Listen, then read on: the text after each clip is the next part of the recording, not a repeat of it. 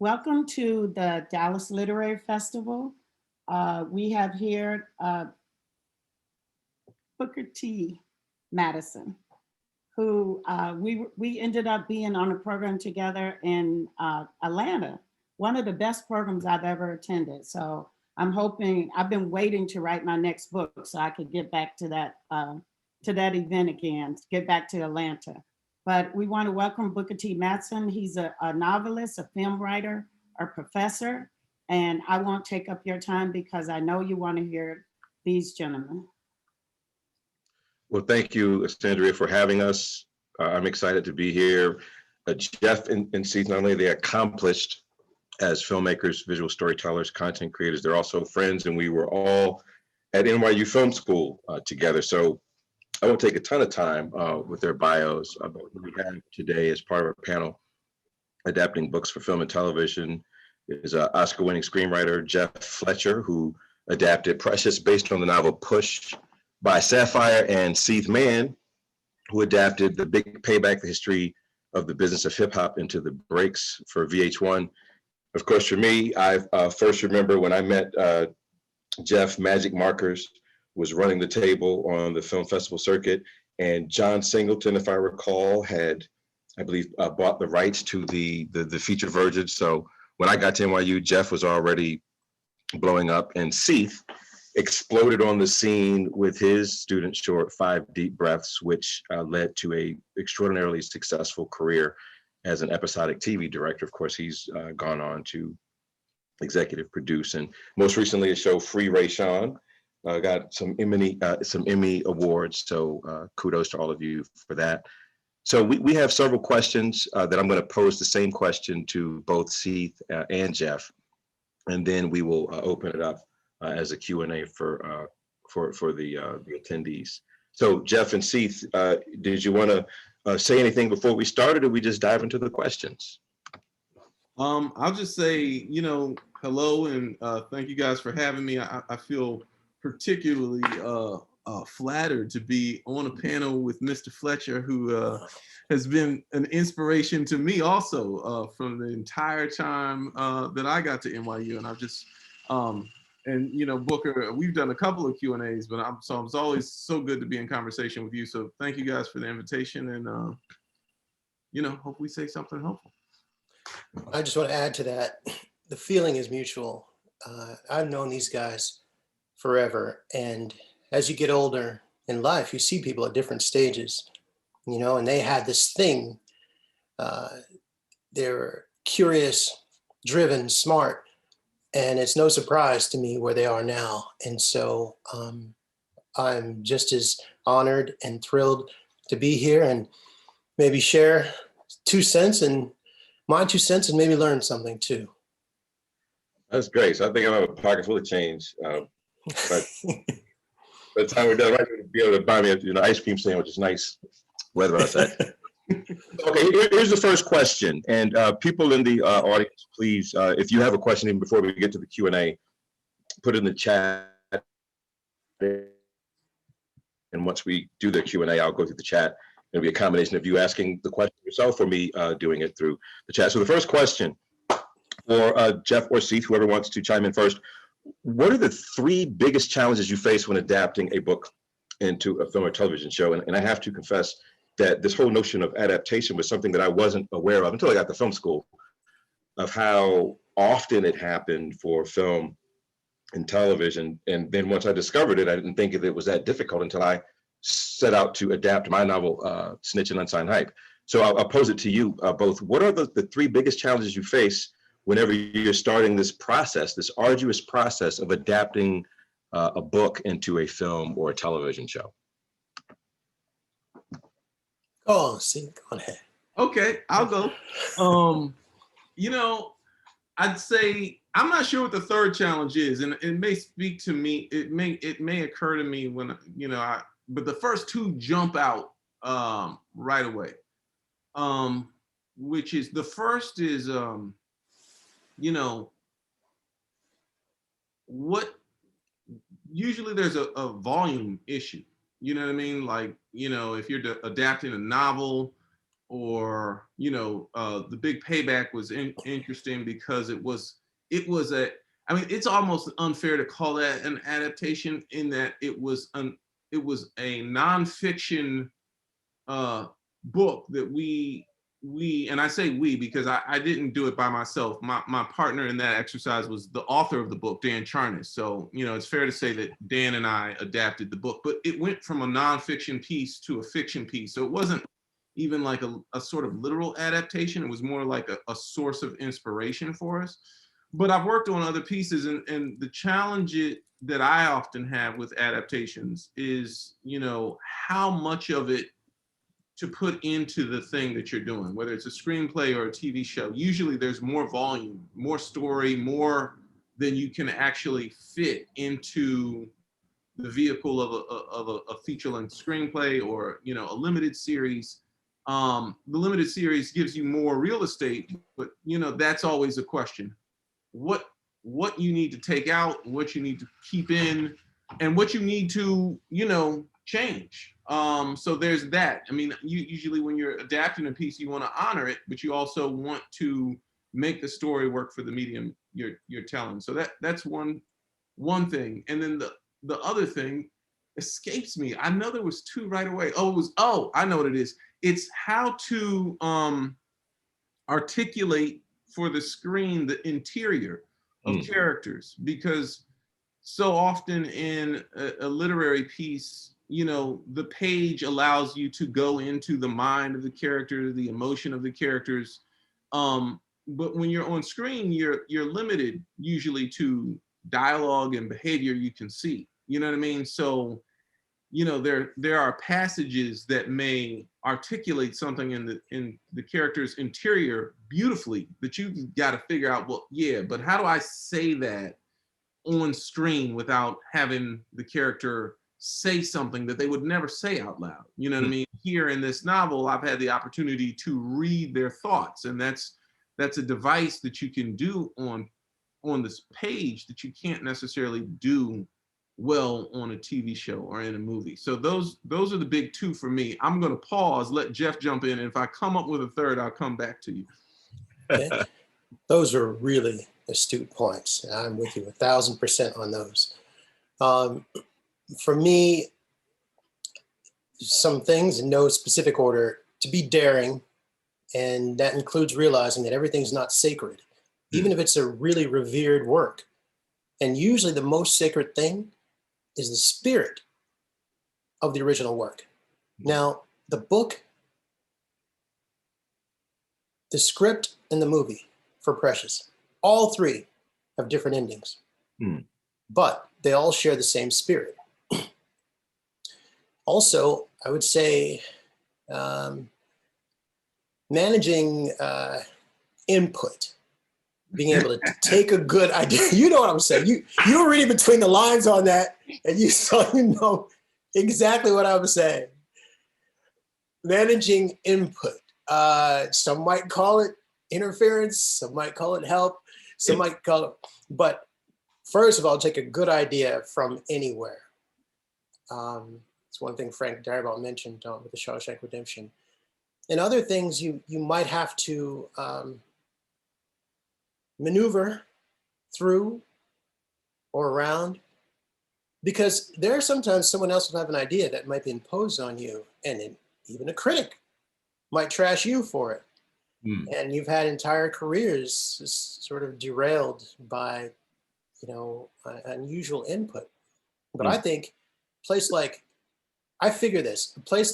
Motown or Pixar, maybe Marvel, I think they got a lot of smart people who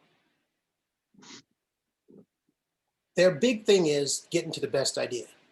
It's not the ego, it's not anything. And so when you have disagreement, with discord, you get to really good ideas. But when that's coming from an inspired place without the pride and the ego, and just, you can both have different ideas, but you come with a third idea that's better than either.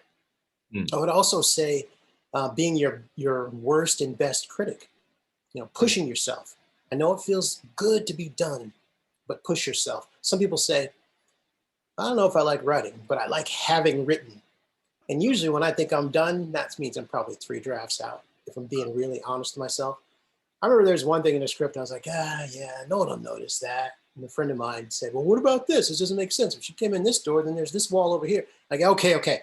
And it created something good. So embrace those problems and those challenges, you know, of logic. And then I think when you do that, you will, you know, make the piece more grounded. But like your characters, they should be put into trouble. And you as a writer have a journey yourself, and you're the protagonist in that whole thing. And so if you got problems, you know, work through them. And then I would say, you know, more kind of philosophically, you know, you kind of adapt the material while letting the material sort of adapt to you. But you really got to become a big part of it, and an interpretive artist to a degree, like an actor. Wow, that's like I guess the most painful part of what was just shared is that, you know, you think you're done and you're several drafts out. It's like, oof, I'm in that place right now. Okay, great responses from both of you. So how did you both overcome those specifically as it related to the breaks, and with Precious, you know, the volume issue, the issue of unusual input, and the other things you shared? How did you overcome those? And, you know, I guess what equips you to even to address that? Because it's not just you and the work, it's you, the work, and the network, the studio, the producers, the production company, etc.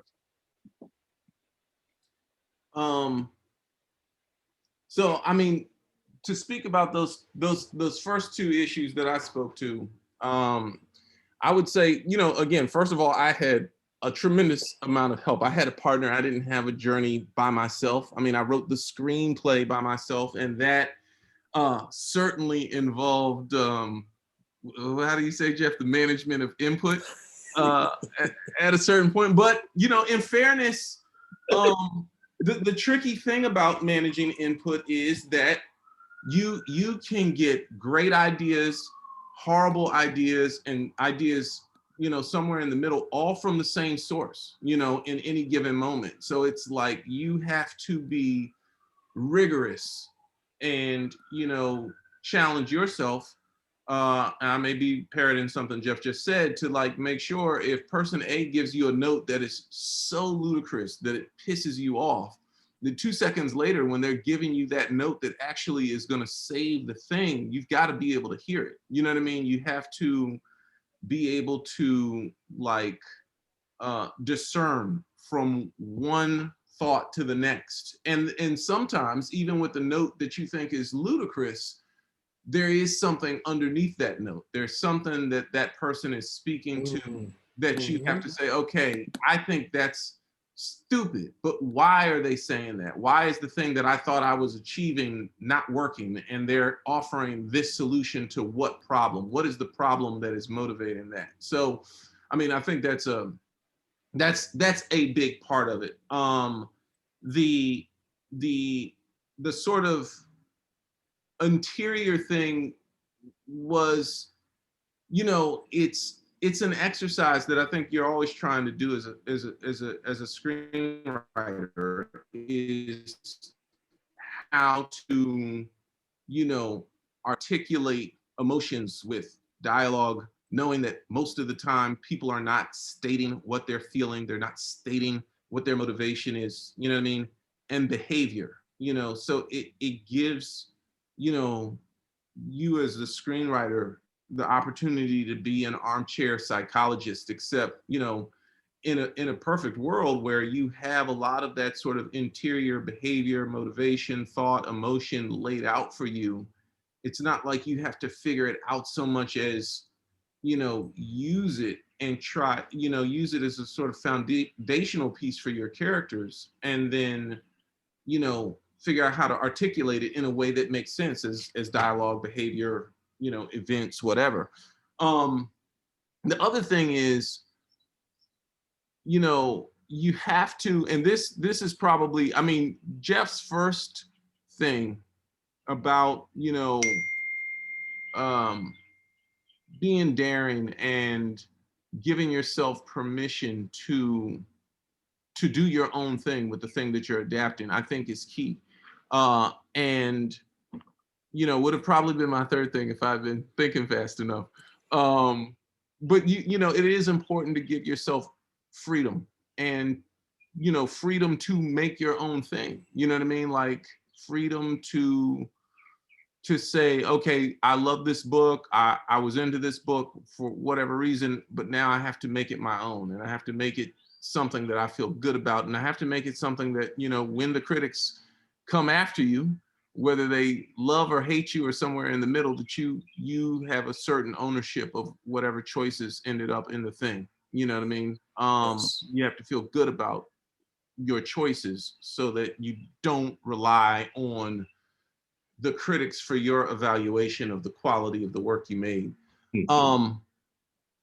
And the thing that we talked about while we were making the breaks often was, in terms of like the spirit of things, and in particular, because we wanted to tell a story that was fiction, yes, but was certainly inspired by real life characters and certainly inspired by real history of hip hop. And, authenticity is important always in storytelling, but certainly in the world of hip hop. So, we're doing 1990s hip hop, you know what I mean? There are a lot of authorities on that. We didn't want to get it wrong, you know what I mean? And the thing that we talked about, it was actually something that the concept Dan introduced to me that I think sort of helped us navigate being authentic and true, but also, giving ourselves permission at times to make dramatic flourishes or to tell stories that, again, were fiction. And that was what we called we called ourselves the treasurers of the authenticity bank. We could make withdrawals when we needed to for the sake of story, but we also realized that if at a certain point, if we depleted too much authenticity, that we would be bankrupt, and that no one would, sort of hear the story because there would be too much in it that did not feel true. And I think, whether you're doing a fiction piece based on a fiction piece or you're doing a fiction piece based on a nonfiction piece, it is important that even if everything that you're saying, everything that happens in your story is made up, that it rings true for the audience that's watching it, whether they know the world you're talking about or not. If it doesn't ring true, even if they don't know the world, they'll somehow feel it. And that's, the thing that we, just constantly kept our eyes on. Are we going a bridge too far with this beat or this, we need to get here and we need this to happen. Are we withdrawing too much from the bank here? No? Great. Yes? Okay, put that back in the bank and figure out some other device that is going to ring true and get us where we want to go with the story. That's good stuff. Jeff. Well, in terms of one of the challenges in terms of being daring or not being fearful is, with Precious, I was fortunate. I wasn't fully aware of how revered the book was. At the time I was reading classics and comic books. So the modern classics sort of slipped through the cracks.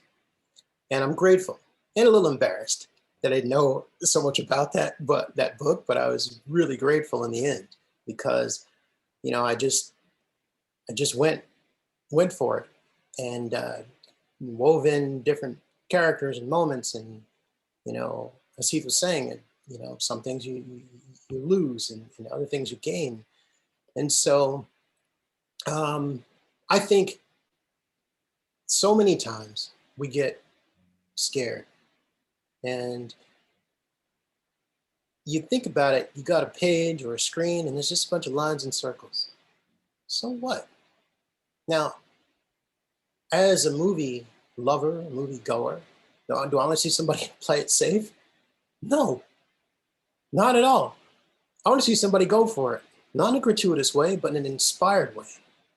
And if it doesn't work, but they were on an honest exploration, that is a success. If everything works and they did some crazy stuff, that works. But if you don't if it doesn't work because you were either afraid or you were playing it safe, and a lot of times you'll end up, I think we get these great ideas that jump out of us that we dismiss. We say, oh, no, I haven't seen that. No, that wouldn't work. No, go with it. It came from some pure place, and so I think fear is a huge thing that can hold us back in many areas of our life. And when you talk about screenwriting, it is a journey that parallels to life. There are really organic things in it. Each of your days has 3 acts, your lives, your years. And to embrace that ancient storytelling, but infuse it with yourself and a sense of daring. For instance, I only want to see a masterpiece or an interesting train wreck. Nothing, everything else is a waste of my time. I have no interest in that at all, ever. So, sometimes the greatest risk is not taking one. Amen. All right, I'm actually, so you all are infinitely quotable. So I'm actually putting those quotes down in the chat. And as I'm looking at the time, and I wanted to have a half hour, the second half hour for Q&A, and then just the questions that I've gotten so far in the chat mirror some of the questions that I come up with to pose to Seith and Jeff. So I guess we'll have time for Jeff and Seith. One last question, which will be how you both got involved in the breaks and Precious. And by that time, it'll likely be 2:30. And then I'll transition into answering the questions in the chat and seeing if there are other questions from the attendees, if that's okay. Okay, so how did you both get involved in Precious and the breaks? And what was the biggest takeaway from working on that project? Okay, so getting involved with the breaks was actually very interesting for me. I was I'd worked for, at that point I'd probably been, I want to say about, maybe working professionally as a director in the television space exclusively for about 7 years, I think. And I was trying to make the transition from, working exclusively as a guest director to directing pilots. And I was also writing again. So when I was at film school with these guys, I wrote and directed all my own material. And, I wrote a feature, but the TV work took off for me first, and I started working as a television director pretty much exclusively. And I worked so much that I had not spent a lot of time writing. And a couple years before the breaks opportunity came up, I had an opportunity to actually adapt a graphic novel. So I'd written that and I'd started writing again. And I'd also, just realized that I wasn't using all my filmmaking muscles, and I wanted to get back to that.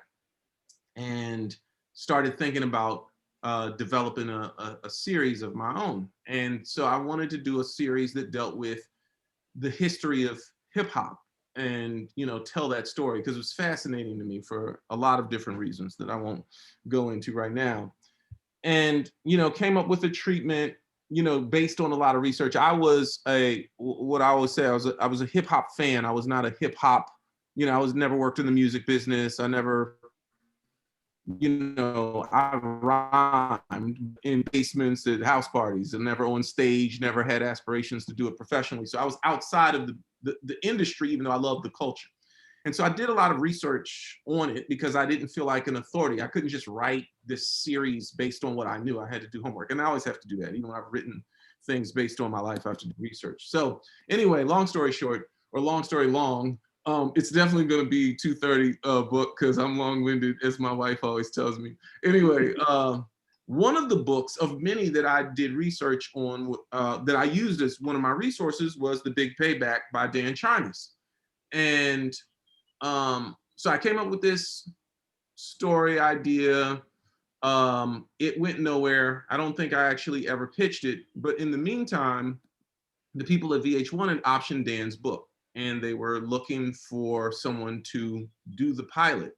And I ended up getting a meeting because, the people at my agency who had flagged that book for me, knew they were developing something with it. They knew it had been a source for me and they thought we should talk. So I go in to meet and talk to the executive, Maggie Molina, about the book and, you know, the opportunity to possibly direct the pilot.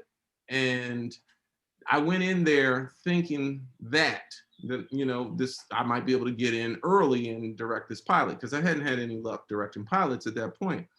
And so we start talking and we're just having this like mind meld. I'm telling her all the reasons I want to do this historic hip hop piece. They're all like, that's exactly why we wanted to option this book. It's just like the best meeting possible. And she was like, you know, you should read Dan's book because we want to do something with it. And I was like, read it. And I literally pulled it out my bag. I was like, bam, I already read it. It's highlighted. What are you talking about? You know, it was like that kind of thing. And she was like, great. So yeah. And so then she said something, I can't remember what it was, but she said something like, well, listen, you and Dan should talk. I think, you know, I read, you know, this screenplay you wrote and that screenplay you wrote. And I think it would be great, you know, if you guys connect for you to possibly come in and write this pilot. And I said, oh, you know, I had assumed I was there to talk about directing the pilot. And for you outside of the TV landscape, unlike feature business, in television, it's the writer who is the sort of ultimate creative authority. So writing the pilot is a much more significant deal in a certain kind of way than directing the pilot in terms of creative hierarchy. And because I hadn't written for television at all, it wasn't my expectation that I would get that opportunity. And then I was like, oh, so I just didn't say anything and just proceeded with the meeting as if that's what we had both been talking about all along. And then I met Dan, we just clicked and started sharing ideas and the rest was history. But I think, you know, the two takeaways for me from that were, one, don't ever stop using all your muscles creatively. You know what I mean? Like, I went to film school to learn to write and direct, and then somehow professionally put myself in a situation where I was only directing and neglecting that talent, that skill that I have for writing. And so I was so glad that I had started doing that again, because that was what set me up for a bigger opportunity than, you know, what I had in mind when I went into that office. And the other thing, I guess, was there's an old Adam Powell quote that I love, and it was manifest on that day, which is, God's reality is always bigger than man's fondest dreams. So my dream and expectation was for an opportunity to direct. God's reality for me in that moment was for me to write and direct this pilot. And doing that has changed the whole trajectory of my career. So those would be my takeaways. Oh, wow. That's awesome. Another quote. Jeff, how did you get Adam in? Powell's though.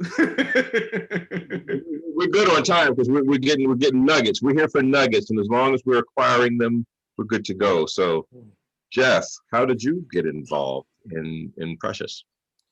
Well, it started when I was a kid making movies with old cameras, and everything from toys fighting each other to the kids in the neighborhood.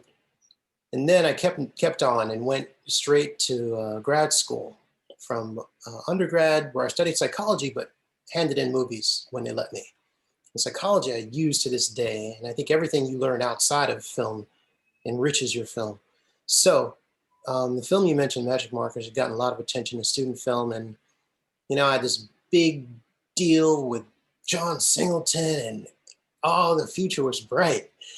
And then it all fell apart. Now, I wasn't ready for it. I don't think I was there in a lot of ways. Like, I knew it was in me, but I hadn't forged into a real writer yet, I believe. It's like when Luke went and faced Darth Vader too early in The Empire Strikes Back. And then for years, I was struggling in the wilderness, sort of that, you know, nondescript time between The Empire Strikes Back and Return of the Jedi, where learning the ways of the Force in the swamp with Yoda. And so still learning and still hoping to continue to do so. But, you know, one day, I was just kind of thinking maybe it's not going to happen for me. So much time had passed. And had a chance to meet this producer, and he saw one of my short films, and he asked me about this project. It turned out to be Precious. And I didn't believe him at the time. And half of me was starting to give up. The other half of me said, nope, go, try every door, go to every meeting. And what that creates is a very relaxed feeling, you know, because if you're hungry, they don't want to feed you, you know? And so I was in there kind of calm and cool, thinking nothing's going to happen. And then I said, okay, yeah, I'll check out this book. In any case, they said, oh, the book is grim. It's depressing and ooh. And so I said, all right, let me check it out. I opened it up from page 1, brimming with light and possibilities and inspiration. I fell in love with her from page 1. And then when I finished, they said, oh, thanks. A lot of people had tried that. Now, I'm not saying I'm a better writer than those people. There's some things that just you see and feel. You know, if there's a different language written on the wall and you happen to be from a different country, you just read it. And so, but I fell under its spell. And I remember thinking 2 things when I was writing. 1, this feels good. 2, no one's ever going to see it. Now, the way to guarantee no one ever sees it is to write thinking, I'm going to need some room on my mantle. Or is my tux current? Then you're doomed because you're writing from the outside in. You got to write from the inside out. And then sometimes you're like, you think, oh no, like Paul McCartney was scared to bring Yesterday in to the Beatles. He's like, oh, I'm kind of embarrassed. Is it? And that kind of thing, oftentimes, I think, can be helpful. And so, you know, I didn't expect. All I hoped was that it would get me another job. Wow, that's good stuff. Both. So I'm going to transition into the chat questions. Again, some of these here are questions that I'd already planned to ask. So let's jump right into our chat questions. Okay, the first one is, do you find, and this is from Marissa. Oh, Montiel, hi there. Marissa, how are you? Do you find that the author of the book is sometimes too bonded and unwilling to chisel it down? Basically, is it best to hire someone to adapt my own novels as opposed to trying to do it herself? Either gentleman, what are your thoughts on Marissa's question? You know, it's hard for me to say.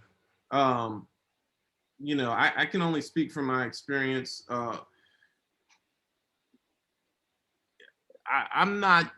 I think you kind of got to go case by case with that, right? I mean, some people are adept at adapting their own material and some people are not. In the relationship I had with Dan, he was, I think, very, Dan, what was Dan's nickname for himself? Shorty Long Sketch. Was his was a nickname he got when he wrote for some sketch comedy thing. So he was aware, I think, that he, you know, and I hesitate to say needed, right? But he wanted someone else to help him shape the story and pare it down, and to be an outside eye that could, you know, say, you're being precious about this or that. You know what I mean? I have seen authors that I think are too precious to do it themselves. But I think you really got to know yourself. I mean, it can really go either way. And I'm going to toss it to Jeff. Well, I think it would be a remarkably difficult thing. I think with the authors, sometimes it's such a journey. Maybe it's out of your system and it belongs to the world, it belongs to other people at that point, you know? And I do think, you know, I don't know if this analogy is even right, but this just came to mind. And forgive me, I haven't had any children, but it's sort of like if you give birth and then what do? Is that like giving birth again? Do you I don't, I think it can be a really difficult thing to do. Maybe one path is to almost write on parallel tracks, like while you're in it, where you still have some objectivity, but you're in it. Like, okay, the movie version would be pared down to this, but I do think you can be both too close to it, and it can be completely out of your system. And I think it is rare. I think most authors do not adapt, but you know, plenty do. Wow, that's good stuff. Okay, I have a question here from, hold on. All right, some real world examples. This is from Grace Rober. I hope I said your last name correctly, Grace. If not, please forgive me. But Grace's question is, some real world examples, please, of knowing where a scene of a story must end. Either a novel or a script as written. Hold on, my scroll is a little funky here. Okay, had to transition change, but I got stuck. Did you or the author need to adapt? So I guess to summarize, when do you know you're adapting a work? It's already there, the story is there before you show up. When do you know where a scene is supposed to begin and end? And were there moments where you got stuck in that process? And did you go to the author? And of course, Seith, you had the benefit of doing it with the author. And Jeff, I don't know how much interaction you had with Sapphire, but did either of you encounter a situation like that? Again, for me, that's a little tricky in terms of the breaks because it wasn't a literal adaptation, right? So, you know, there's no, and also we were very intentionally, you know, we didn't want to suddenly take somebody that was a real life character in the book and portray their life in a way that was recognizable and then get sued because we hadn't actually got permission from them to tell their life. You know what I mean? Mm-hmm. So all that to say that there's not really anything in the series that is an actual lift of a scene from a book. You know what I mean? There were things that were inspired by scenes in the book, you know what I mean? But it wasn't like a literal translation. So in that regard, I don't know that the breaks is a good comp to answer that question. I've adapted some other things though. They haven't got them made yet, but to speak about that process there where I've had a more literal adaptation of a piece, you know, that old adage, get in the scene late, get out early is very helpful. And I try to do that, particularly when, you know, I tend to overwrite in my first drafts. And so somewhere in there, usually when someone reads it and calls me on it, you know what I mean? I try to be a little bit more brutal about like, what is the actual narrative purpose of this scene? And when have I seen it? You know what I mean? Those like last 8 couplets that I think are witty or, you know what I mean? Like, get rid of them. You know, but it really is a sort of case by case scenario. Again, I don't know that there's well, Jeff may know a rule, but I don't have a rule that I can apply, you know, universally to tell me when to get out of a scene other than just like, is it over? Am I just gilding the lily at this point? You know, I tend to like to get out of a scene with a question. It's something that is something I always try to do, whether it's an actual articulated question or just a question that is raised by the circumstance in the scene for the audience.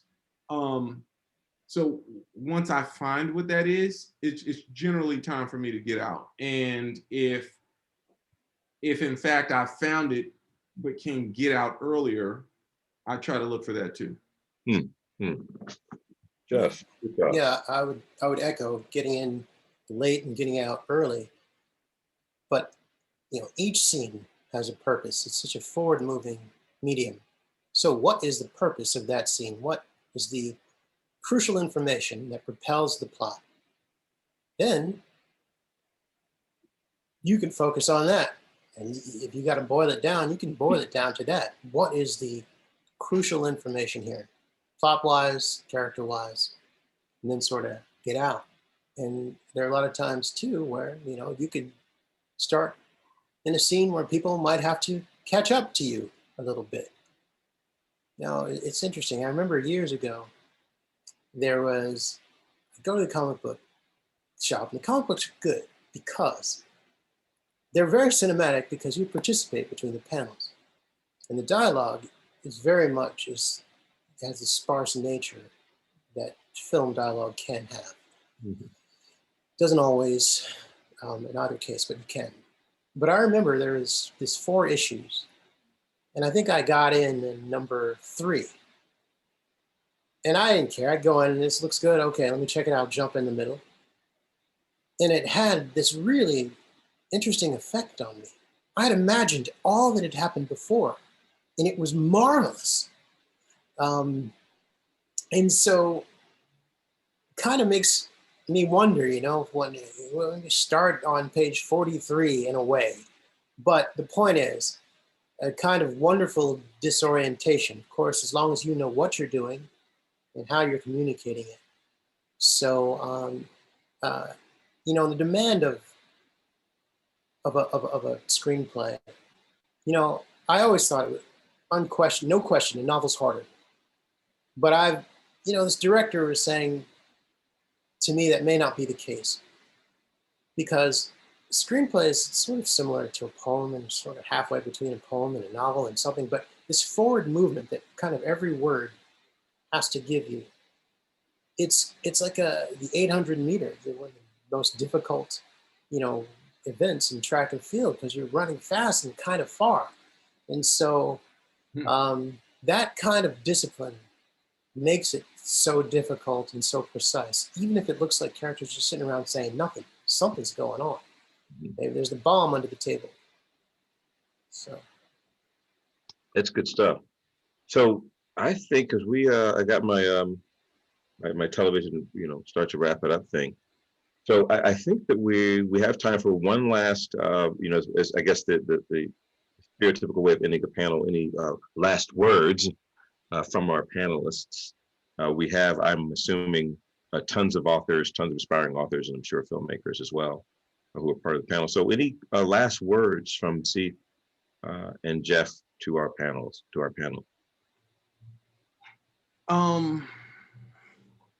I think I'll let Jeff go first this time. I've well, dominated the first the pole position, sir. all right. Well, I think, to me, one of my favorite words is inspiration. And it shows. When you watch something, you can tell if people care. You can tell if they're invested. It's something you can't fake it. And it makes these things greater than the sum of their parts. It makes them greater than flickering lights and noise coming out of boxes. It makes something make you cry, make you remember it, make you want to see it later, maybe make you want to reconsider something in your life. And so that is this thing that you just simply cannot, there's nothing like it. And sometimes we don't always have a choice. Sometimes we have an opportunity, and you got to make something inspired and make something work. And, you know, to realize too that an adaptation is, you know, a different medium. And it has different needs, different requirements. You know, and like Commissioner Gordon, sometimes Batman has the answers, you know, what's Batman's main vehicle? The Batmobile? That's right. Now, he's got some other ways to get around too, right? He's got a Batcopter, Batboat, Batjet, Batcycle, all right? They're all very different. So the Batboat, you know, and the Batcopter and all that, they all have something in common. They're all there to fight crime. They're all sleek. They all have cool gadgets, this and that. But the Batmobile is not going to do so well in Gotham Harbor. And the Batboat is not going to do so well on Gotham's equivalent of 8th Avenue. So, but again, they're all there to inspire.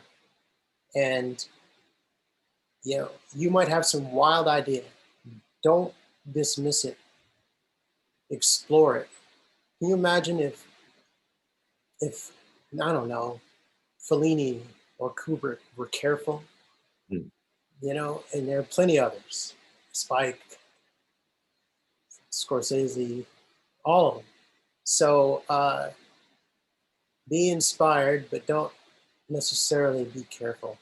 You know, let these things guide you. And so much of what's helpful, I think, in filmmaking and in life, pretty much Yoda says in the swamp, in the middle of The Empire Strikes Back, which probably is no coincidence, that it's sort of the halfway point for the whole trilogy, that first trilogy. And to me, it's one of the most stirring moments in the whole thing.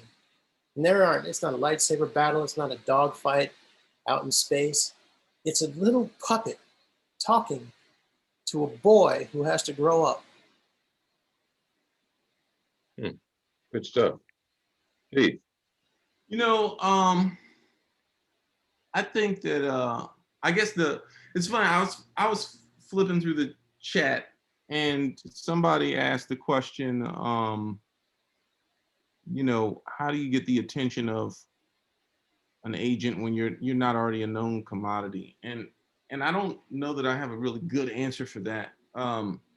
My experience with agents was, you know, something that was specific to the film world. You know, I was introduced to some agents. I got their phone numbers. I hounded and called them, and they never called me back. And you know, whatever. And then I made a film that people started paying attention to, and so I think for me, it's always about like, you know, I will never encourage people not to hustle, because hustle has net gains for a lot of people. But for me, the hustle was always about making the work. You know what I mean? So if you have not arrived yet at that place in your career where people are knocking down your door, you know, for me, I think that you should just keep doing your work. And certainly if you're already, you know, at the place where you're published, but it hasn't been on Oprah's list yet, you know what I mean? Then you just keep working. You publish another one. If you haven't been published yet, you keep writing and, you know, knocking on publishers' doors until you get published. Or, you know, if you're looking to make that transition to film, you know, and you are published and you are established as an author, but, you know, they haven't started treating you like Stephen King yet. The thing that's crazy about Stephen King is they didn't pay attention to him for film and television for a long time, but when they did, man, he had a body of work already sitting there waiting to be exploited. So even though I don't consider myself an author and I don't know much about the publishing world, I think that the lesson is applicable across multiple fields, and certainly in the arts, which is, you know, you make your art, you keep doing your work, you keep your lights on however you have to keep your lights on, but you don't mistake your job for your work, and you always put yourself in a position to do your work, and your work is to write. wow, Yeah. that's good stuff. So thank you both for taking the time to not only share, but to be rather candid and revealing in your sharing. So I certainly learned a ton, despite having known you guys for so long. So this is great for me. So hopefully, I hope it was as inspiring for others as it was for me. Andrea, thank you so much for having us. And we're right on time, right there, 2:50 to get out. I just want to say thank you all for being here. Booker, great job. Next time we have to give you guys 2 hours because the friendship and the banter between you all is amazing. I want to invite the audience to the next series, which is Reading the World, How to Read More Inclusively from a Global Literary Canon. And then also at the 2:00 hour, we have conversation with our incumbent Poet Laureate Joy Harjo. So I want to welcome you to that. And then we don't want to forget our authors. We have a list of independent bookstores, local independent bookstores, buy their books, support their work. And we appreciate you coming out here on a Saturday afternoon to support the Dallas Literary Festival. Thank you all again. This was great. This was so great. Thank you very much. Thanks, everyone. Thanks, everyone. Thank you, everybody. Thank you so much. Thank you for organizing and for the speakers. You were invaluable sources. Thank you. Thank you.